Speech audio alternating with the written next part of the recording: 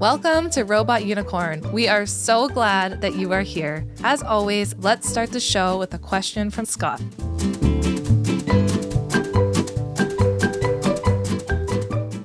Hey friends. Today we're not going to have a big intro to the topic because this episode with my dear friend and colleague, Dr. Tanya Cotler, already includes so many important topics that I didn't want to add more to an introduction. So we're going to get straight into it. Tanya introduces herself right away in the episode. We cover topics like sleep training, intergenerational trauma. We talk about how to calm your body when you feel triggered and so much more. I can't wait for you to listen, and I'll talk to you again at the end.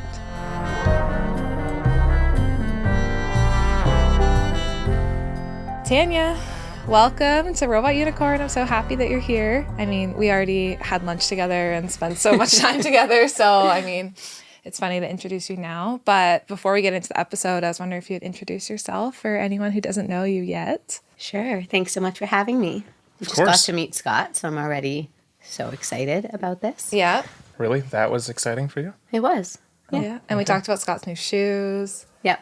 We had a moment for his millennial socks already. Yep. So We're eating wine gums. Yeah, I probably won't have any more of those right now. I'll have those after. Yeah. It makes it harder to talk. So I am a child and adult clinical psychologist. I specialize in both, and they focus primarily on a parent-child attachment relationship and maternal mental health. The way I look at it is I see the relationship as co-created by parent and child. And very often in the mental health landscape, we are talking about parenting either in terms of best interest of the parent or best interest of the child. And we're often failing, I think, to look at it from the both end. And all relationships have multiple members that are co-creating the relationship that unfolds. So that's where I work. So I work sometimes with adults, sometimes with children, sometimes with families, and sometimes with parents of even young infants in what's called parent-infant psychotherapy. Mm-hmm. I love it. I love your approach. I feel like we have been online together for a long time. I remember seeing your stuff maybe even 2020 online, but only in the last year we've really gotten to know each other. And it's just been so nice. We went to Nashville together. Yeah, Tanya and I went to Nashville together. And I feel like it's solidified, well, my love for you at least. So I don't know. My love right back. Yeah. Yes. I feel like something that we really bonded over, I mean, outside of the personal life stuff, but was our similar view on the way we approach kids and families. And I agree with you. I feel like it's such a nuanced thing that we are often missing, whether it's in the field of child therapy or the field of parent coaching or supporting parents. You and I both look at both. Like, how does something that we're teaching a parent impact the child, or the child the parent, and vice versa? So I really appreciate that. And I feel like we've been able to have so many incredible discussions already around that. I totally agree. I think it's one of those things that when we talk about how to, let's say a script to a child in a big feeling moment, stuff I'm sure we'll get into, it's missing a whole piece on how is it for the parent who's delivering that script? How do they regulate their own feelings? How hard is it for them to be saying the words they're saying? What are they actually feeling inside? Because all of that impacts the scenario. And so then when it doesn't go well, a script, for example, a parent feels like they failed in some way, because if it's just supposed to be this one-liner that I've learned how to say, then it should work. And so we really need to understand the differences and the nuances in what a parent carries, the stories they carry in themselves, and the story the child comes to, or the narrative the child comes to carry themselves due to the parent. Yeah. Something that you talk about so much in your work and in your practice is the stories that we hold within our bodies. And that's something that Scott and I mean, you can touch on that too, Scott, but in our relationship, especially in the last 7 years since having kids, has just come up over and over in our lives too. Yeah, for sure. I can't speak for your experiences, but I know that like when we had our first daughter, it was surprising. Things that you maybe thought you were okay with as a parent, or you've never reflected on before in your life, all of a sudden are coming up. And I was wondering if you would talk a little bit about that and the impact that those stories can have, or that you've seen them have on the parents that you work with. So I'm going to answer that from a bit of a background story. The way I became both child and adult psychologist was by being child psychologist first. And at the beginning of my work, I worked in inpatient psychiatry. I worked with children who were hospitalized, sometimes very often due to behavioral reasons. They were being diagnosed with diagnoses we don't give children, like bipolar disorder. And I remember being really pissed off about it, to be honest. I couldn't fully understand. I was a young, early career professional. I think I was in my master's only at the time. And I couldn't understand how these kids were getting these labels and in a hospital, and the treatment was directly for them. And it was these, 6 sessions, and they were supposed to get better. And very often what would happen is before discharge, before they were released from the hospital, you would meet with the parent or the caregiver or sometimes a foster parent. And so often I would realize a story that the parent carried. As I was talking about the child, it would turn into talking to the parent about their own story and what maybe happened to them. And you were seeing this impact now. And so the way I looked at it was, okay, I need to actually work or learn how to work with the adult too. And what happens, I believe in parenthood in particular, is that parenthood reawakens the wounds of our past. It is almost as though, I often say motherhood because I specialize more particularly in reproductive mental health and also the hormone changes and brain changes that happen to mothers in particular. But we are seeing it, no doubt, regardless, in any parenting figure. Because what happens is there are stories we carried in our bodies, sometimes that we forget. Context is forgotten, but emotions will live in our bodies. And we used to think that trauma lives like flashbacks. That's how we used to talk about trauma, right? Yeah. You have a memory and it's a flashback. Sometimes it can be, but very often it isn't. We will hold on sometimes to body sensations. We will hold on to feelings, a feeling of shame, a feeling of anger, and it will show up. And it will show up at moments of high anxiety, potentially, which parenting is. And so moments in parenting will reawaken things that we haven't dealt with yet. And sometimes it will reawaken things without us understanding what is being awakened. We're being called to care for another little being's emotional world when sometimes we have never actually cared for our own emotional world, right? We've just sort of, the term I use for myself as when I became a mother, I was a head on a body. Like, even though I got my degree and PhD in psychology, I was quite frankly a head on a body. I wasn't in touch with everything going on in there, and motherhood really awakened that up. It's easy to distract yourself with schooling or hobbies or whatever, anything else. I know I had the same thing. For me, it was pouring myself into work before we had kids. And I know that definitely was a distraction. Like, I think for myself, I feel as though I knew that was always something that would probably need to be worked on at some point. But it was especially after we had our first daughter that, for me, I realized we were dealing with other things at that time, but we definitely needed to deal with some of my childhood experiences before really I could call myself a good parent. I wonder if you're willing, Scott, to talk about what that feels like in your body. Because I feel like a lot of the people listening to this podcast, we've heard the term cycle breaker, we've heard the term flashbacks and trauma, but I don't think we talk a lot about how that actually physically feels in your body and how your body remembers these sensations and these feelings. And maybe they're a certain age that come back and they're reawakened during that time. Yep. Do you remember what that feeling was like? When you're talking about the flashbacks, I would say there's only one experience that I have that actually will still come back now, even though I've worked through it, but I still will get that experience, something that happened with my grandfather when I was a kid. Nothing that he did to me, but just it was a traumatic experience that I went through. But in terms of the sensations I feel like mostly it was just anger. Yeah. But I think underlying that, which we found out recently, was more like an anxiety or sadness around a lot of the experiences that I had growing up. So I would say it's not as though I'm having these flashbacks or anything. It's more just I know that these feelings of anger or anxiety or whatever the feeling is, sadness, it's a result of those experiences, but I'm not specifically focusing on any experience every time. It's just an automatic feeling that I have. I feel like one way I often try to explain it to people, sometimes people say, how do I know if there's something that I haven't dealt with? There's sort of a curiosity. How do I know if something's affecting me? Well, first of all, there's often a mismatch I find, between how we want to be or our values or our desires in a given moment and what then transpires. It might be a reaction as opposed to a response that we can catch enough. So it requires a reflection, a reflective capacity, and a curiosity that we are beginning to take to ourselves, like a looking inwards. What just happened there, right? I remember for me as a mother, one of the moments that I noticed it was with my children, I was always very rushed. Like you had to get everywhere on time. And if we were running late, because children, need to put on their shoes themselves, and then they need to tie themselves, and then they decide that they need to wear the blue pants instead of the pink pants, it gets late wherever you're going.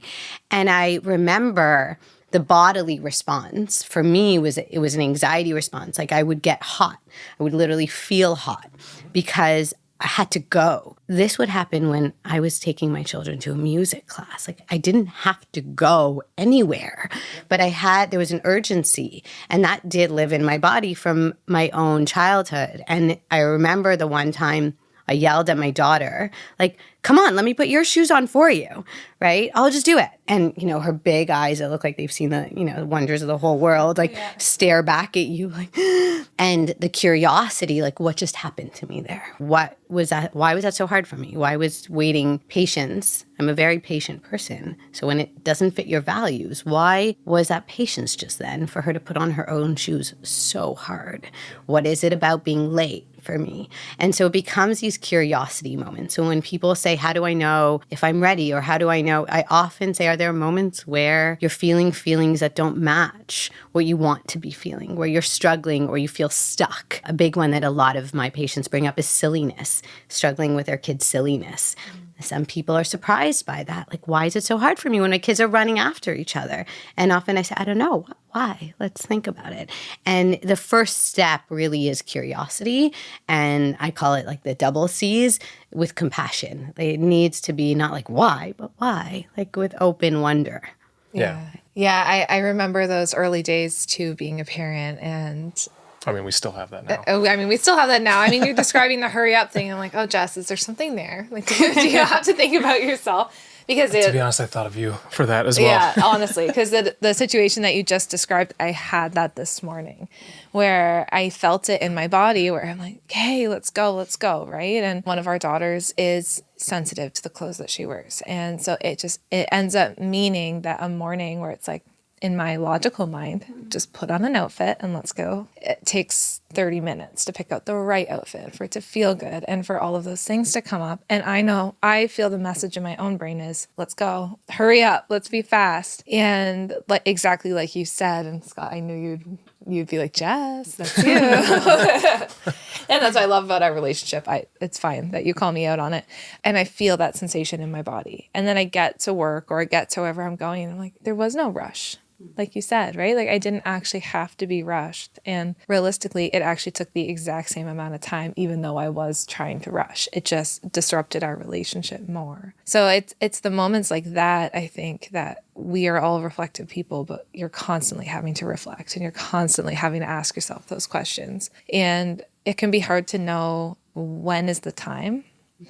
Something, and I'm just really curious to your thoughts on this, that I see a lot in the moms that come for us. It's like, I want to be a cycle breaker, right? They see the words, they see the language. We talk about it a lot on Instagram, breaking cycles. They want to be a cycle breaker, but their baby's not sleeping. They're exhausted. Their toddler having so many meltdowns. Maybe their relationship's not in a great spot, and they'll want to dive into this deeper trauma. But sometimes we consider, is it the time? So I'm curious to get your thoughts on that. So I so appreciate you bringing that up, Jess, because as someone, I introduced myself, and I don't often introduce it leading with I specialize in intergenerational trauma, because when I lead with that, it's a mouthful and someone wants a glossary, dictionary. What does that actually mean?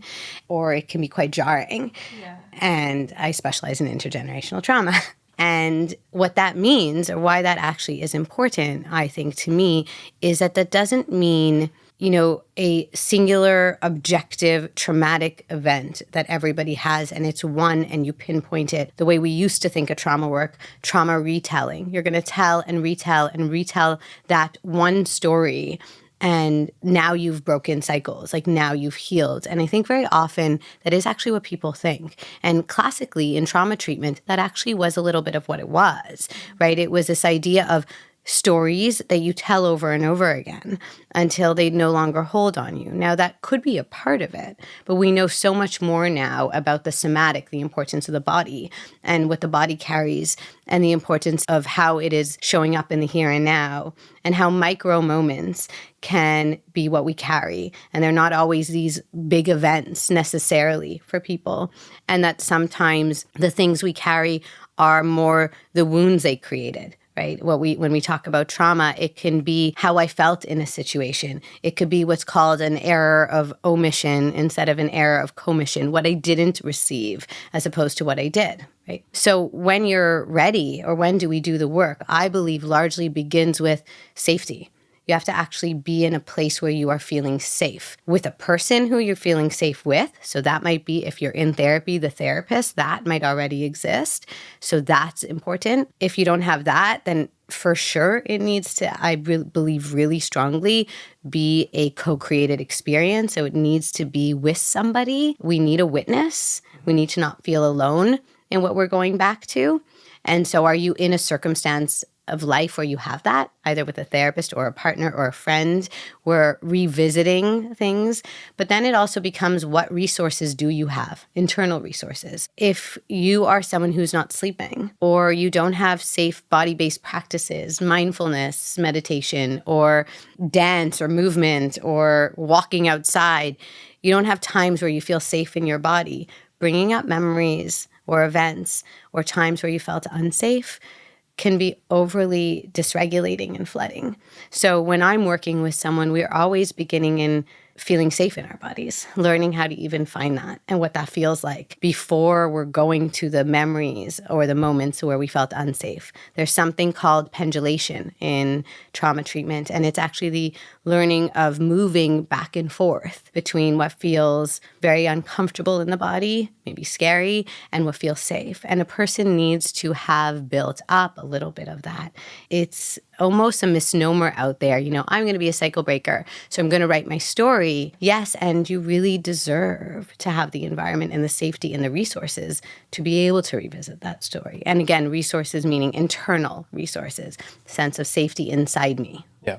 Can I ask a question about that? Like, I feel as though, so this might sound a little skeptical, but just the idea of having the resources, like the internal resources, especially as a parent, I feel like that might be tricky for people to actually feel as though they have that. 100%. I actually think that is exactly why we should be beginning in the here and now. So we should be beginning with, I believe a parent comes in and they tell the story of, so this morning I yelled when it took my daughter too long to put on her running shoes. And what we're sticking with is what happened in your body in that moment. And what did you feel? And maybe next time what we could have done. And would it have helped you to, go put an ice cube in your hand? And maybe we're teaching you some mindfulness in our therapy session. And we're building on, what did that remind you of? When did you feel that feeling before? So it's less like going back right away when they get into therapy. You're not going back. What trauma did you experience? It's not to Jess's original question. Yeah. It's often not the time. Yeah. It's so you're focusing on how can we practically help you, and then try and understand over time when you feel you're safe to do so. That's when you get into potentially talking about the deeper trauma or the... Which is tricky, right? Yeah. Because parenting, as we all know, is not a kind of linear point of arrival where at some point we've all landed in like, we can breathe now. It's this developmental phase of ups and downs. And so you're navigating that a little bit, right? And I believe in my therapy sessions, I've watched how much it isn't a linear process, right? So somebody may be talking very much in the here and now, and they build their resources and they feel safe in the relationship. And then they may move back to some aspects of there and then and doing some more narrative building or story building of what happened to them and what still lives in their body. And then they go through a really rough patch where their kid is toilet training and it becomes very pragmatic and back to managing the toilet training. And even if you know and they know that there's some stuff that's lingering in the background that's getting brought up to the surface with the toilet training, You may not deal with it in that moment because at that moment, the toilet training battles are hard. And going back to what it's bringing up for them is not helpful. Yeah. And then you may process it when the timing becomes right. Timing is really important in this work. Yeah, I agree. And that's why I wanted to bring it up, because I know like these words are kind of trendy right now, right? And I hate to say that because I don't think cycle breaking is a trendy thing at all. But I do know that people will read it and see it and then come to therapy and like, okay, I'm ready. Like I want to unpack all my childhood traumas. And our role as therapists is to help first maintain that sense of safety and then see what's going to be helpful in terms of unpacking that trauma, like as the timing makes sense. And I think it's okay for people to know that. Like I've heard from people just on Nurtured First recently being like, oh, I need to go to therapy and just unpack all my trauma. And it's like, yeah, you can, but like, don't feel that pressure. Like that's not the only way to be an excellent parent. And we can slowly build on that. And looking at, I hear that and I think we're doing something right as a generation of parents that are wanting to quote unquote cycle break. We're doing something right that's becoming trendy.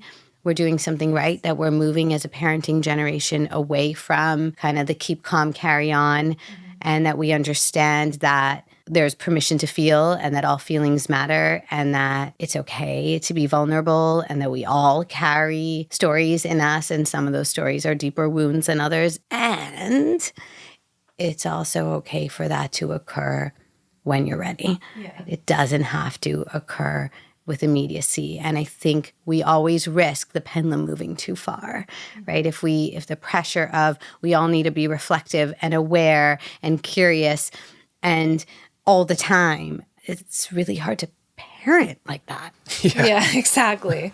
Yeah, especially when you're completely exhausted. You have the pressures of work, you have the pressures of whatever else there is, bringing kids here and there and everywhere. So yeah. I think a lot of that then it comes back to what you're saying and what Scott was questioning is like building resources, right? So how can we as a parent build internal resources to draw on so that we don't lose our cool and we don't get so triggered by things that come up for our kids? I think back to that mom, let's say, and when I say that mom, I'm imagining myself like 3 years ago. Mm-hmm. So, a couple years ago, I had a newborn baby. I had a 5-year-old with a lot of feelings, and I had a 2-year-old who was really struggling to regulate, and my newborn didn't sleep, right? So I think I had a lot of resources at the time, but it was still really, really tough. And I think about all the parents that follow Nurtured First or that are part of our community, and they're in that position. And so I'm wondering, what resources can a parent like that draw from to get through it? Because I think a lot of the times all you hear about is, well, sleep train your baby, right? Just sleep train them because then they'll sleep through the night and then you'll be fine. But then parents try and do that and actually it's more triggering for them. And the baby's crying now triggers something inside of them and they have less resources to pull from. So if you were talking to a mom or dad that's in that position, what kind of advice or support? So here's a really tricky one. I'm really bad at what are the 5 things you say because every single person to me is their own story. Oh, I know. So I'm so bad at that question because my answer is always a truly it depends. Yeah. Right. And so I'll answer it instead with becoming curious, the questions I would ask instead of the answers I would give. Right. And so the questions I would ask is what happens to you when your baby's crying? And what do they want to be doing at night? And are they holding the desire to be feeding their baby all freely at night as a baby needs in their bed, but they're afraid because somebody told them that their baby's never going to learn to regulate? Well, then fuck that. And, you're going to co-sleep and it works for you and it's what you want to do and you'll learn safe practices in co-sleeping and you're at peace and you're comfortable and it's bringing you comfort that your baby's closer to you all night and suddenly you're feeling so much more regulated. Now, the same parent comes to me and says, I can't sleep next to my baby. And sometimes I've worked with mothers where that is true, sometimes due to even trauma. And they actually do need to separate at night. They actually need their baby not to be in the bed. They actually do need their baby to sleep separately to them. And I say to them, okay, well, this is going to involve crying because your baby seeks that proximity to you. And this isn't how you teach them regulation and all that jazz. But, you also matter too. And in the grand scheme of things, if this is a mother who is really, really struggling to show up and is severely sleep deprived and depressed, and in her best interest, it is some form of, and when we use sleep training, we have to be careful. What does that actually mean, right? So that could mean not picking up your baby and moving them to their crib, but having your hand on their back and shushing them until they fall asleep. I mean, it's been co-opted for a very specific model, which I am not referencing. But are you going to involve some form of kind of sleep hygiene, of helping your baby learn to sleep without you? You may. That might be, I describe it as a prescription. Like as a psychologist, there are times where I prescribe it, but it is very much led by the person. What can they tolerate? It also depends on the age of the baby. It depends on the baby's style. Is this baby a baby who's touch-based? Can we still hold them? Is it a baby who's sound-based? Can we still sing? Right? So how are we going to work with it? But the idea is, what does the parent need? What does the child need? How do we negotiate that as best we can to get to our goal, which if the goal is sleep, then sleep. And that's going to look different for every parent. Yeah, exactly. I think it's such an important discussion to have. It reminds me of the episode Scott and I did on just things being black and white in the parenting space. And I think what we always look at is the parent-child relationship, right? So whatever we're teaching, whether it's discipline or sleep or anything, like what is going to serve the relationship best? And if we can look at the relationship as a two-way street, then I think we're looking at things so much different than like, is sleep training bad or good? Or, and like, how do we even define it? I think we just want to put things in a box, and it's so much more nuanced than that. So I love that you offer that perspective, especially when we're also thinking about our own wounds. So I think about parents I've worked with who come with sleep struggles, let's say. Like, so they're coming to me because Jess, my kids won't sleep. But then we get curious and we ask questions and we get to the root of it. And it's like, the deeper and deeper you get, it's like, oh, actually, like I remember laying in my crib screaming when I was a kid. Okay. So now let's talk about that feeling in your body and the resources you were talking about. So often these things are so much deeper than what they present as. And when we can help build internal resources and help parents, even like you said, the 2 C's, curiosity and compassion, like we can help people develop that. That's where the real healing, I think, can come into play. I think that one of the things we attempt to do by creating categories is we're attempting to alleviate anxiety, right? A category of good or bad, if you sleep with your child or you baby wear your child, and these can all be good, but they're behaviors. They're just behaviors at the end of the day. But when we categorize certain behaviors, or we give our 10 steps, what we do is temporarily we reduce anxiety. There's a model. Okay, so if I just follow that model, then I'm good. Mm-hmm. The problem is that when we do that, we also erase the capacity for reflection and curiosity. And we increase anxiety long term, because for some people, they may not fit that mold, right? I worked with a mother many, many years ago who felt she had to nurse her child till the age of 3. Because that, is a World Health Organization. If anyone's hearing this and suddenly going, I didn't know that was the age, it doesn't matter. Actually, that's the point of the story. And so it was really important to her. And she had a lot of trouble. And baby was a pincher. It was very, and this isn't, a baby blaming thing. Baby was actually a pincher and, very tactile and really, really enjoyed touching. And she began to resent baby a lot.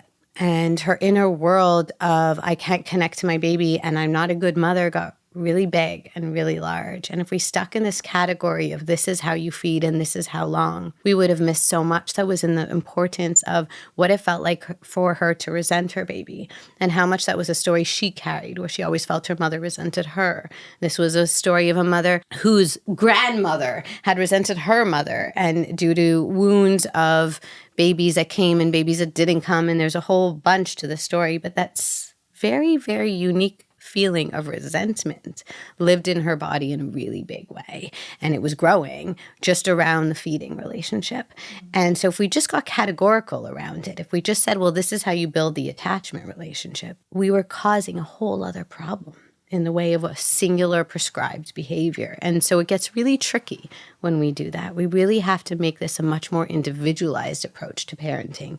What does it bring up for you? How do you feel? And yes, sometimes when we ask, you said before, Jess, it's about the unit. It is. But the other tricky part is navigating that doesn't mean it's going to match all the time, right? So the best interest of the child and the best interest of the parent may be in mismatch, and sort of taking a much bigger picture, or I don't know what to call it, forest over trees, or it's 10 a steps long-term back. view of Long-term the relationship. Yeah. Where we start to see, like, in the long run, there's never this balance. Sometimes it's focusing on the mother or the parent's needs, and sometimes it's focusing on the baby's needs, and it's a little bit of a really long ping pong game where eventually, this metaphor is so bad, but I'm going to stick with it, where eventually, like, everybody wins. Yeah, exactly. Yes. I don't think that's a bad metaphor. Have you played ping pong before? Well, no. But... Like, probably no, there's never an everybody wins in ping pong. So yeah.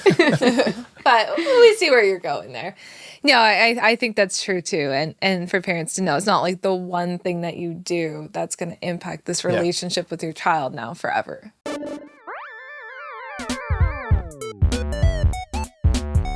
That time of the show, folks. The time where we shamelessly self-promote Nurtured First. Picture this. You're peacefully playing with your toddler until all of a sudden they're hiding behind the couch. But they're peering just far enough above the cushions to stare you straight in the eyes as they go red-faced and proudly poop.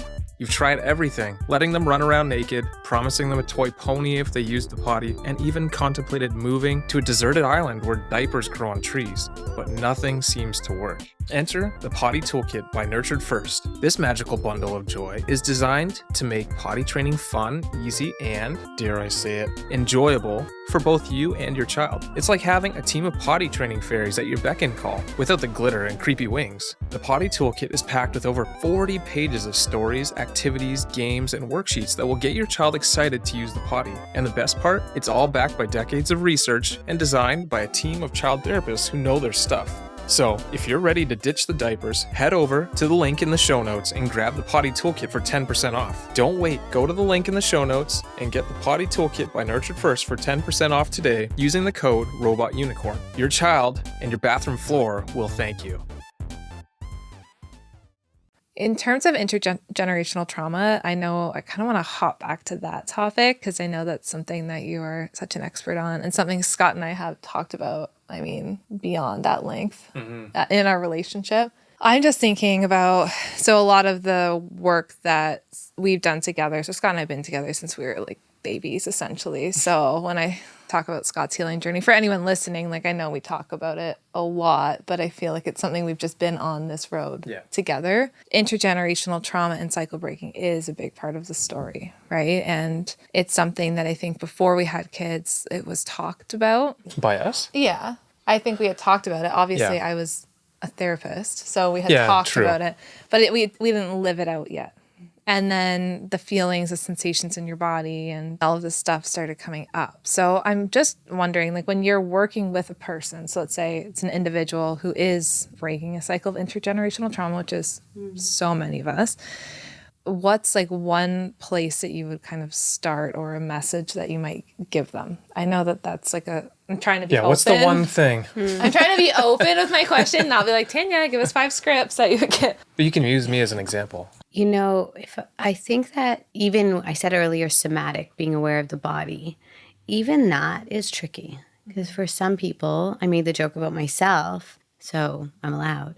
Some of us walk around heads on bodies, and we're not fully connected to our body. Some of us don't have the, not inner resources, but financial resources to be in therapy, to be with a safe person who's going to turn to us and say, okay, when your child wouldn't put on her shoes and you felt that what I described heat in my body and you yelled at your child, maybe they didn't describe a body sensation, what did you feel in your body? Somebody might not ask you that and you might not have any idea how to answer that, or it might feel really uncomfortable. What the hell do you mean by that? I've never answered that question before. I feel like that's pretty rare. Jess is like that, obviously, because she's a therapist, and I'm sure you are as well. I feel like that is relatively rare. Maybe Yes. not. Rare but to it get seems- that question. To be asked that or to know how to do that. Yeah. Totally. That's Yeah. exactly my point. It's really rare. And so it's tricky. You know, when I'm on a podcast episode, I'm not going to speak as though, you know, well, notice what you feel in your body. When you have the luxury of being in therapy, sometimes you're having the observing other person point it out for you. Right? So I might say something and I'll say, I noticed your cheeks just got red as I said that, you know, you looked warm. And did you notice that? Did you feel that? So you might help them towards noticing their body. That's actually possible. But when not in therapy, it actually starts with what I said a lot earlier, becoming curious about the moments where you feel stuck. And sometimes journaling is our first step. And sometimes it's just writing out a moment. I teach something in therapy. So I don't do 5 steps, but I guess I do like a bit of one.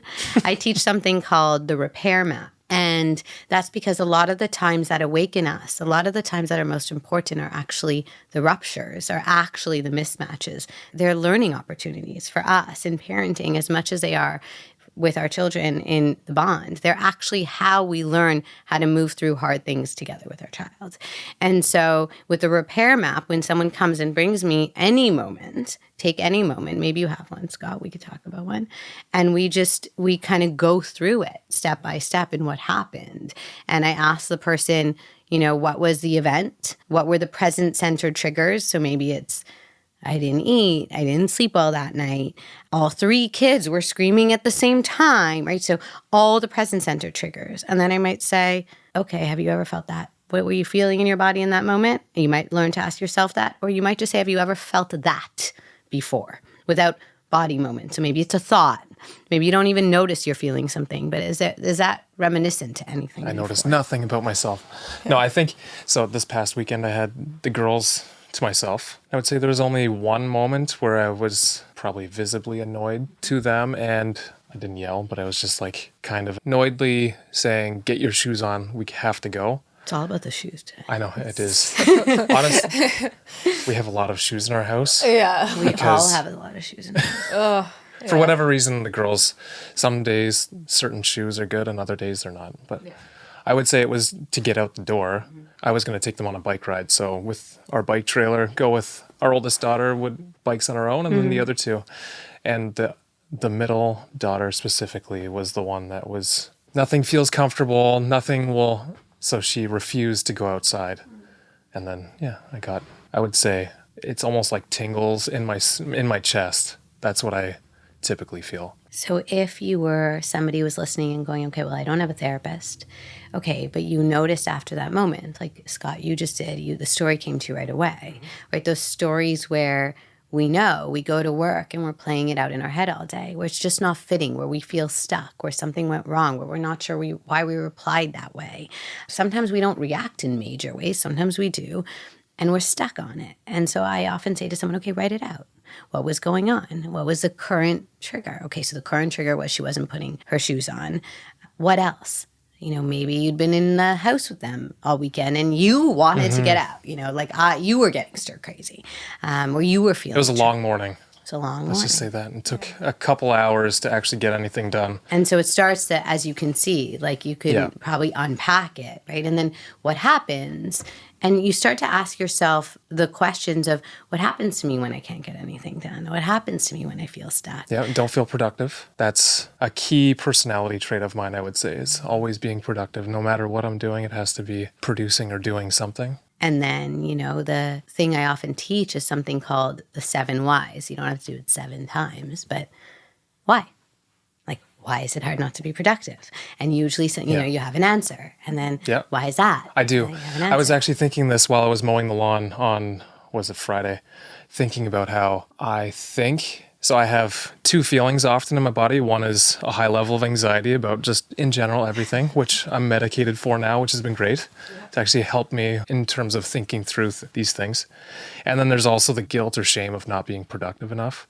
And I think the activation energy in my body is always higher for the guilt of not actually being productive enough. So then I do something. It overcomes, even though I have a high level of anxiety, it's still kind of always overcomes this. We haven't even talked about this. I'm fascinated. I know. So I was thinking about that last Friday, like the fact that I think other people in potentially different circumstances, it would have been the reverse. The activation energy from the anxiety would have caused them to maybe decide they wanted to sleep and like stay in a small space and I don't know. You push yourself past it. You push yourself towards it. Yeah, and I think it's not necessarily because being productive is the right thing to do. It's just my mind immediately goes to, I can't not do something, like I have to do it because otherwise you're not being productive enough. And then what does that say about you? Like, have you done enough today? And so I feel like if you sit with that, so why, right? And you don't necessarily have to I'm not answer going to get that into all of here, that, but like, yes, I do know why. To Tanya's point, right? And you keep asking yourself, okay, well, why then? Like, why do I have to be productive? And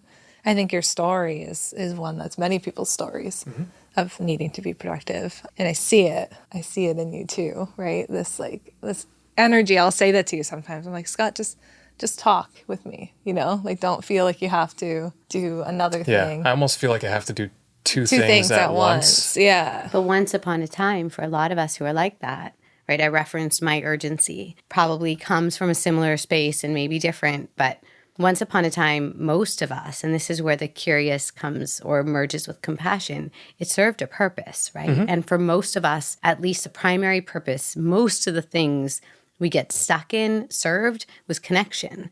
Once upon a time, it got us connection in some way. Once upon a time, it got us the responding we needed in some way, or at least we hoped it would.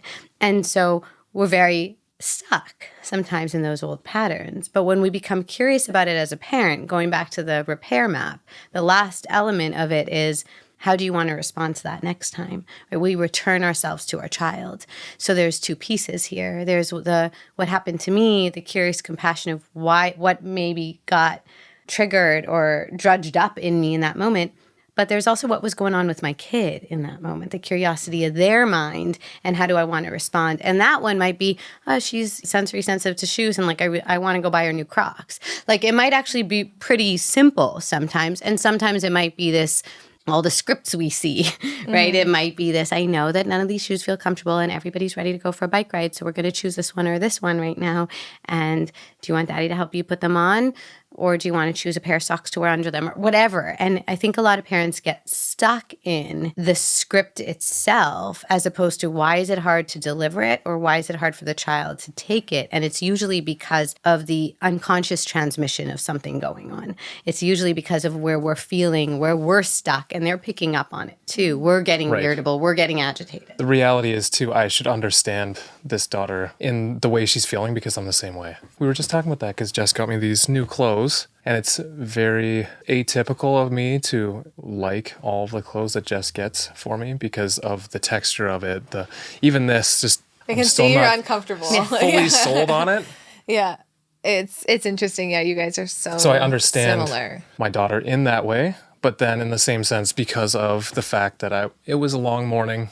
You were mentioning not eating enough. Yeah, your capacity. So I never eat breakfast almost ever, and today I had lunch because we went out for a nice lunch with you, but typically I almost don't even eat lunch. Because you're running and running and running. Yeah, I'm just very busy. He's productive. Yeah. He's too productive to eat. Yeah. Yeah. Why are you looking at me like that? Well, because it's such the opposite side of the same coin of curiosity is a pause. Compassion is a pause. Those of us who function in hyperproductivity and doers and doing always want to know how to get to the next step. And it can be very hard to train ourselves to pause. To be honest, part of it was I wanted to get out of my childhood home. In high school, I had 3 jobs at once. So I was working a full-time number of hours while I was in high school so that I could end up paying for university and leaving. It's like what Tanya said. It served you. It served, 100%. So when you're saying that, it served me. Also, I had comments from people saying, wow, I can't believe you can do that. So then you feel good about what you're doing because no one else is doing that same thing. So it definitely served. I was thinking it's a double-faceted thing for me. 2 different purposes that it served, but then now it's not as though it's really necessary. I think it served a piece of keeping you safe, right? Yeah. You had to be productive so that you could get out, so that you could be safe.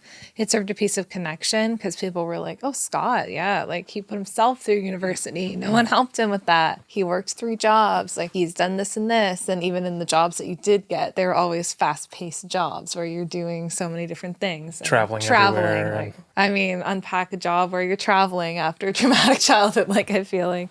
But using that word safe is so important, right? We often talk about safety as though it's an objective reality concept where we all feel safe under a cozy blanket in a home surrounded by nice music or something. By a nice fireplace. Yeah. And that's totally not what safety is, right? Safety is such a subjective experience, and sometimes it can look really chaotic, and sometimes it could look like a perpetual flee response of moving and doing and busy, because that is what the body knows. And so we have to be kind to ourselves. You said a little earlier, Scott, I hope it's okay to poke fun at you, like lovingly a little. I should know about your daughter. I should know. Yeah. Well, I mean, cerebrally, you know what uncomfortable shoes feel like. But emotionally in your body, safety is move.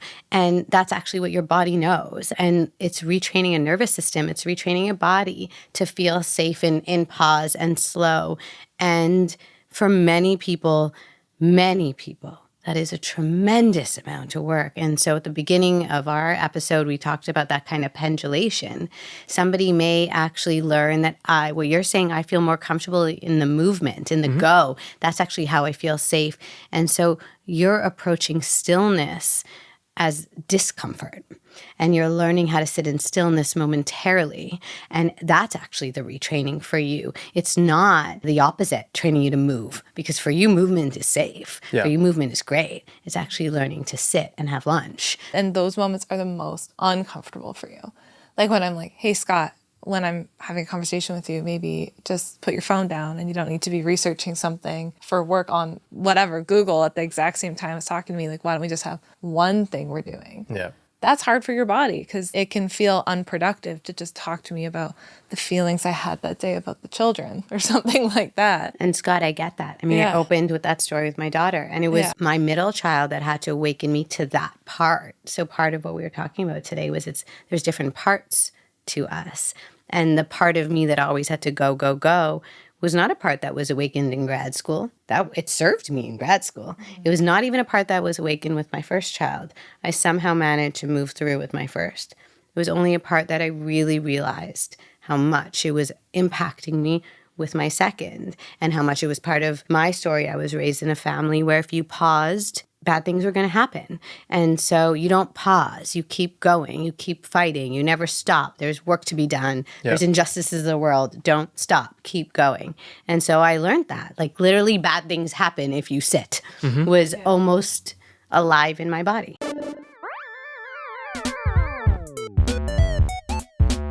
And now, the part of the show that you usually skip. But wait, don't touch that dial just yet, because today's sponsor might just change your life, or at least your bathroom habits. Let's talk about the potty toolkit from, yep, you guessed it, Nurtured First. Picture this. You're a parent staring into your toddler's eyes as they proudly poop in the corner. You've tried everything, letting them run around naked, promising them a toy pony if they use the potty, and even contemplating moving to a deserted island where diapers grow on trees. But nothing seems to work.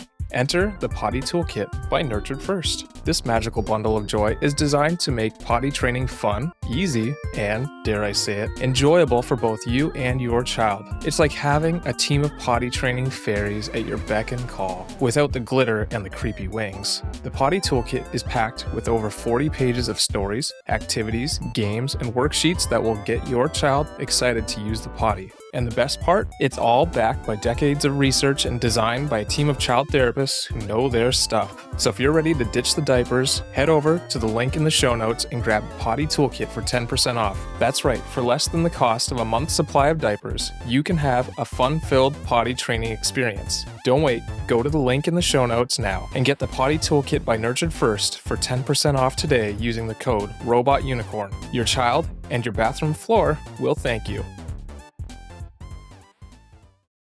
So if you're having that feeling or Scott's having that feeling, what are some ways for those like ultra productive people, like myself as well, to slow down and to restore a sense of safety in your body? And I'm not saying like we need like a 5-step approach. Actually, before you answer, Tanya, I'll say one thing that's worked for me. Yeah. Because I hit a really bad burnout, and I've talked about this before, in December, where I went, had a baby, kept going, had a second baby, kept going, had a third baby, kept going, until finally I think I hit like a post-weaning depression last June. Never really dealt with that. Kept going. December, I crashed, and like I just couldn't physically keep going anymore. And it was awful. It was an awful feeling.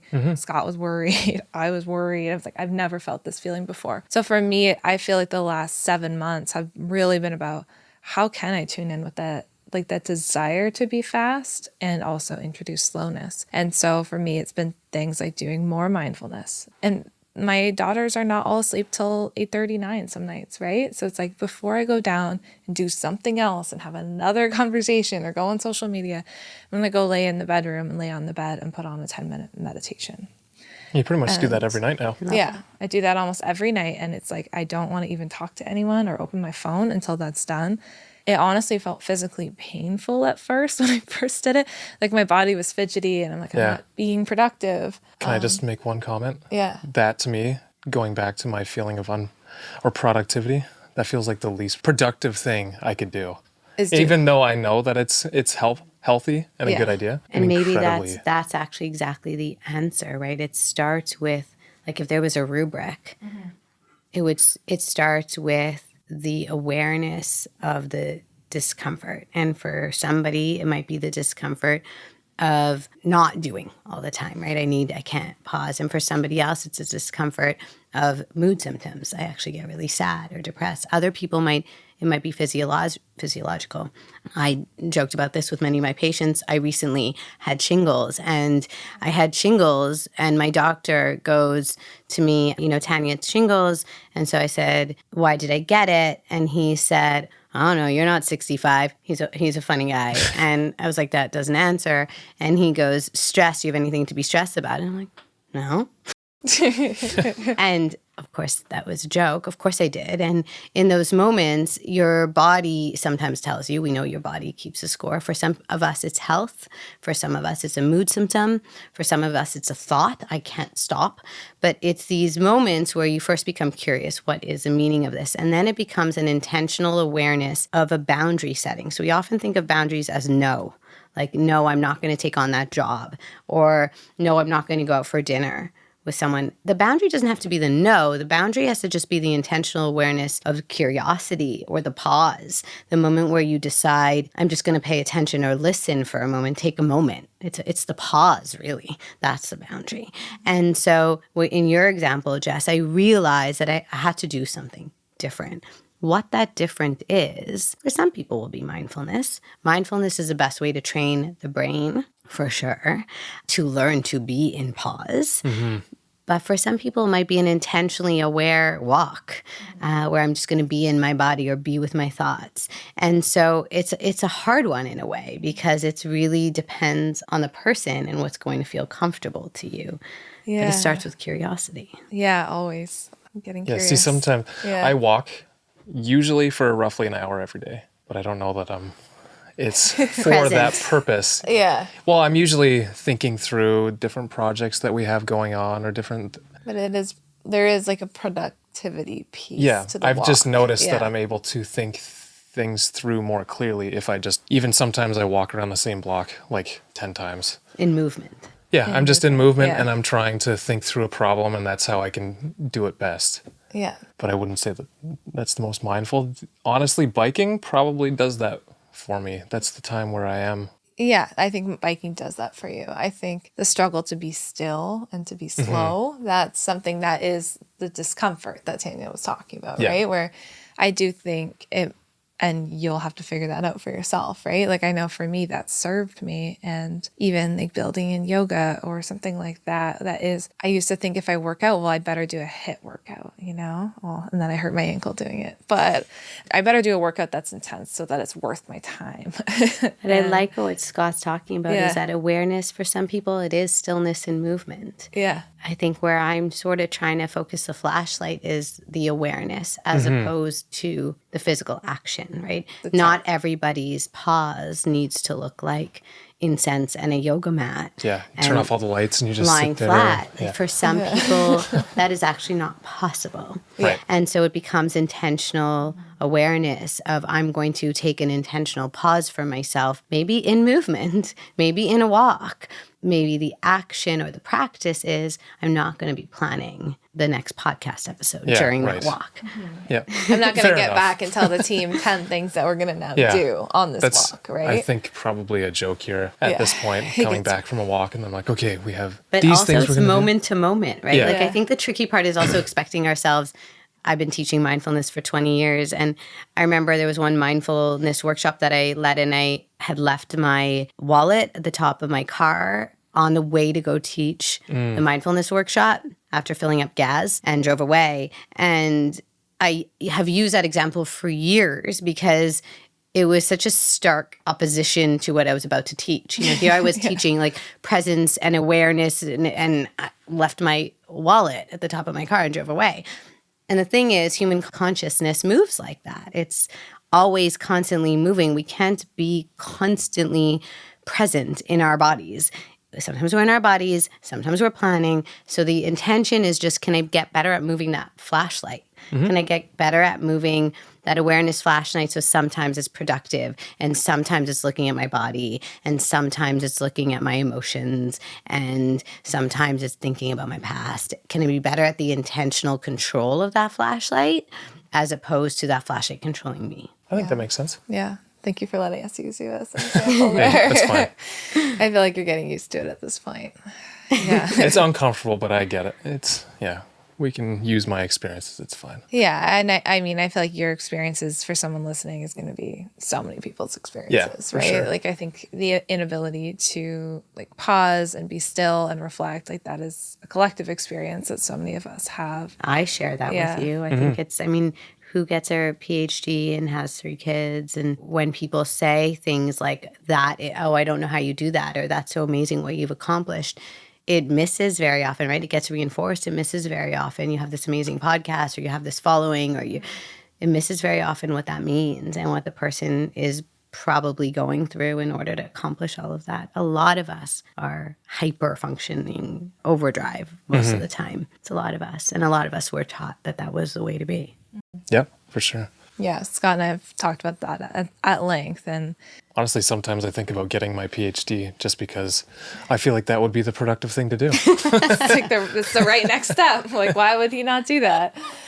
Yeah, we talk about that. And that was both of our childhoods too, with parents who grew up with immigrant parents who didn't have any money, like that's what's passed down to you.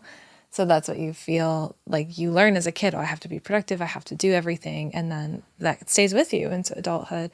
But then it's like what you were saying, just to kind of wrap up our discussion too, I feel like when you have your own children, like for me, I guess that part of me of like, oh, do I want to give that message to my kids that their productivity or their work that's their worth, right? And that, if you just work harder, you get a job or you do, like, that's not the message I want to give them. So I feel like that's like to kind of like summarize our discussion, like those things can sit in us and we can get our doctorates or our master's degrees and start businesses and do all of these things.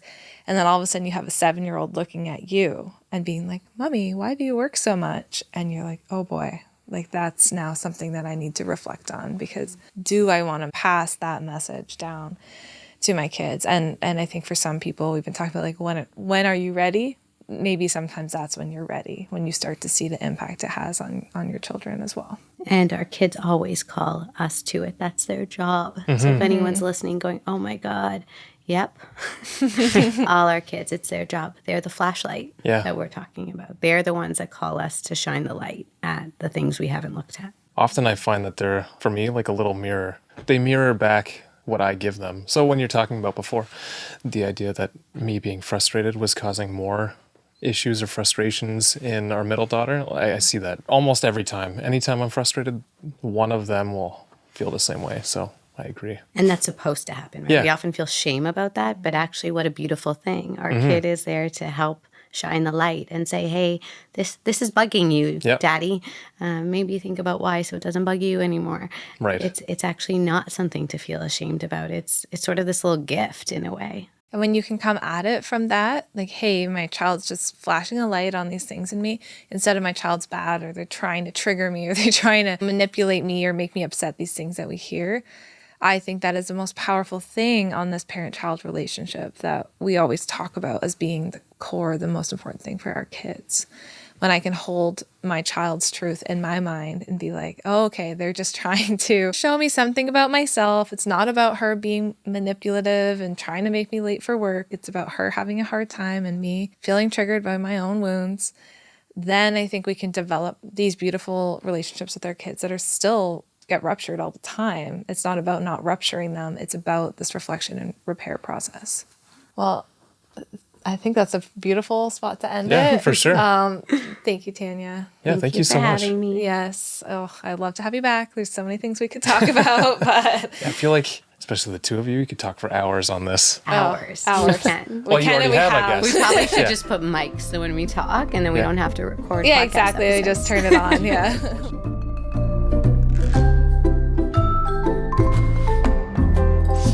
Let's head over to coffee time where Scott and I share some of our reflections from this amazing conversation.